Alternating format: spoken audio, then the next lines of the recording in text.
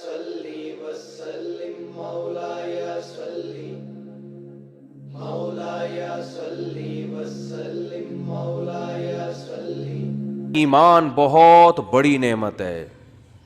آج مسلم گھرانوں میں بات بات پر ایمان سے ہاتھ دھو بیٹھتے ہیں.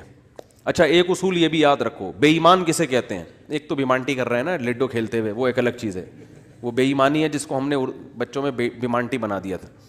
وہ بیمانٹی اور چیز ہے. کہیں آپ کہیں کہ لڈو میں تم نے گوٹ ادھر سے یوں کر دیا, چھکا چوکا آیا ہوا تھا چھکا کر دیا اس کو, تو تم بے ایمانی کر رہے ہو, تو تمہارا ایمان نہیں ہے, آخرت میں قطعاً تمہاری بخشش نہیں ہوگی.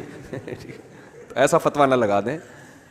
بے ایمانی کو بیمانٹی کہتے ہیں ہم لوگ. اب آپ لوگ پتہ نہیں کیا کہتے تھے, ہم تو بیمانٹی کر رہے ہیں بھائی. تو یہ وہ بیمانٹی نہیں ہے.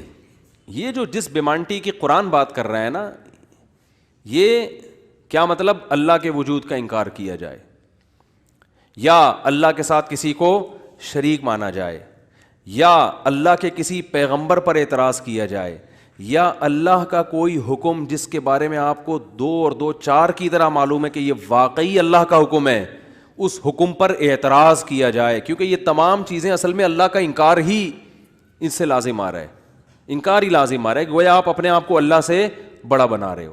تو یہ ہے کفر. دوسری بات یہ کہ اسلام میں احکام کا مدار زبان پر رکھا ہے, زبان پر.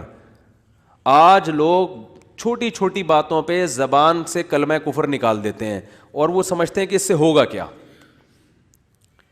ہمارے ہاں جو لبرل گھرانے میں پیدا ہونے والے بچے ہیں نا, ان کو ذرا سی ٹینشن ہو تو فوراً اللہ کو برا بلا معاذ اللہ کہنا شروع کر دیتے. میں ایسے اللہ کو مانتا ہی نہیں ہوں. ایک خاتون کے میاں نے کہیں دوسری شادی کی بات کی, ان کی وہ کہہ رہی, میں اس خاتون نے فوراً کہہ دیا کہ میں ایسے اسلام کو ہی نہیں مانتی جو مرد کو اجازت دیتا ہے دوسری شادی کی. تو بھائی آپ کسی اور طرح سے لڑ لو اس سے, آپ اس کو نہیں کرنے دو, اس سے تھوڑی کفر ہے. تو عورت کی فطرت ہے, نہ کرنے دو اس کو. بولے بھائی مجھے بہت تکلیف ہوتی ہے, میں نہیں برداشت کر سکتی. وہ فرض تھوڑی ہے کرنا, اجازت دی ہے نا. اسلام نے گن پوائنٹ پہ تھوڑی کہا کہ لازمی کرو. وہ تو میں گن پوائنٹ لے کے بیٹھا ہوں, بندوقیں یہاں پہ ٹھا کرو, ٹھیک ہے نا, وہ تو میرا ہیڈیک ہے نا, وہ اسلام کا تھوڑی ہے.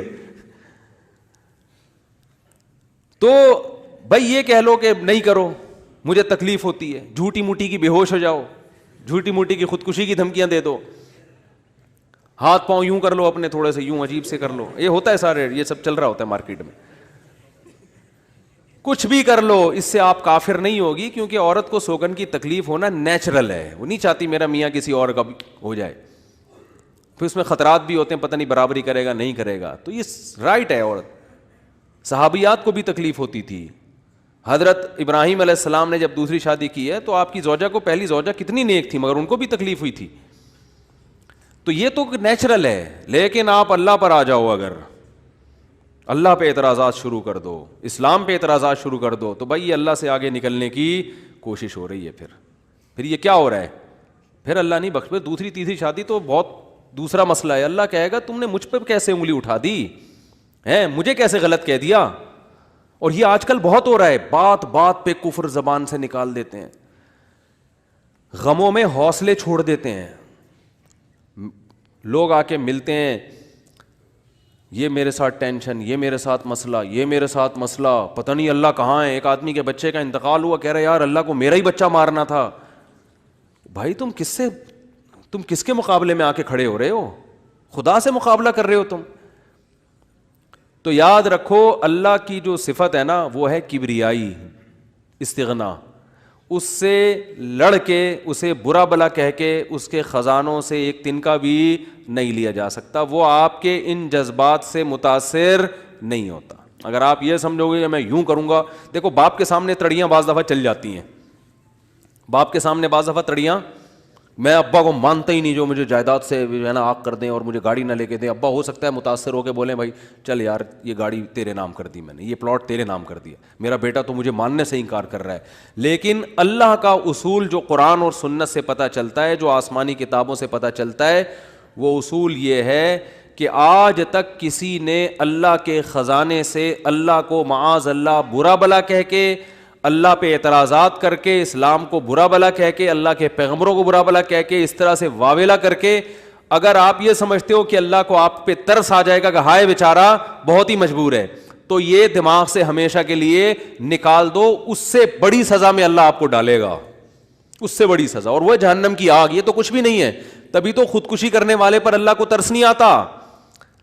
خودکشی کرنے والا ایک طرح سے انتقام لے رہا ہے اللہ سے کہ اللہ تو نے مجھے زندگی دی, مجھے اس قابل تو چھوڑا نہیں, تو نے تو میرے ساتھ غلط کیا, مجھے گفٹ چاہیے ہی نہیں نعمت کا. جیسے ہے نا, آپ باپ نے آپ کو گفٹ دیا ہو اور آپ دشمنی میں آ کے باپ کو گفٹ واپس کر دو, مجھے نہیں چاہیے, ایسے پھینک دو آپ.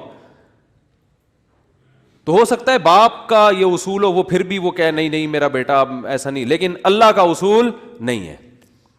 اللہ کا یہ اصول نہیں. اللہ کہے گا بھائی تو کیا سمجھتا ہے, میں تجھے اور آگ میں ڈالوں گا. تو دنیا کی ٹینشنوں سے تو چاہتا تھا یہ ناکام عشق ہو گیا, عشق ناکام ہو گیا, اور یہ ہو گیا تیرے ساتھ, اور یہ ہو گیا, اور تو جاب لیس ہو گیا, اور گھر سے مہنگائی اور غربت کے تانے پڑ رہے ہیں تیرے کو, اور بے روزگاری کے تانے مل رہے ہیں, اور معاشرے میں تیری عزت نہیں ہو رہی, اور اب آ کے تو کیا کر رہا ہے, خودکشی کر رہا ہے. تو یہ سمجھ لے گا کہ میں تیرے پہ ترس کھا کے تجھے چھوڑ دوں گا. ایسا نہیں ہے.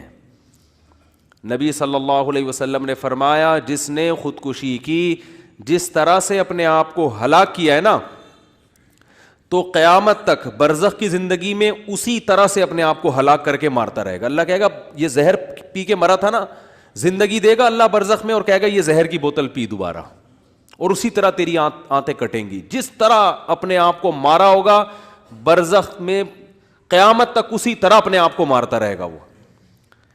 یہ بہت بڑی غلط فہمی ہے کہ ہم واویلا کر کے اللہ کو اپنی طرف متوجہ کر سکتے ہیں, ہم زبردستی کر کے اللہ کو اپنی طرف مائل کر سکتے ہیں. ایسا بالکل بھی نہیں ہے. بعض لوگ غموں سے پریشان ہو کے گناہ کرنا شروع کر دیتے ہیں, سمجھتے ہیں کہ یار میرا تو حق بنتا ہے, میں تو سٹا لگاؤں گا, میں تو ٹینشن میں آیا ہوا ہوں, میں تو شراب پیوں گا, میرے ساتھ یہ ہو رہا ہے تو میرا تو بھائی آپ پیو گے تو یہ نہ سمجھو کہ اللہ آپ سے خوش ہو جائے گا کہ جی آپ کو ایک غم آیا تھا, اس غم میں آپ نے چونکہ شراب شروع کی ہے ٹینشن ختم کرنے کے لیے, تو اب اللہ کو ترس آئے گا. نہیں, اس پہ شراب کیا ہو گئی ہے, معاف ہو گئی ہے. یہ بیچارہ اس کا کیا بنتا تھا, رائٹ بنتا تھا, اس کو تکلیفیں اتنی دی ہیں. ایسا نہیں ہوگا بھائی.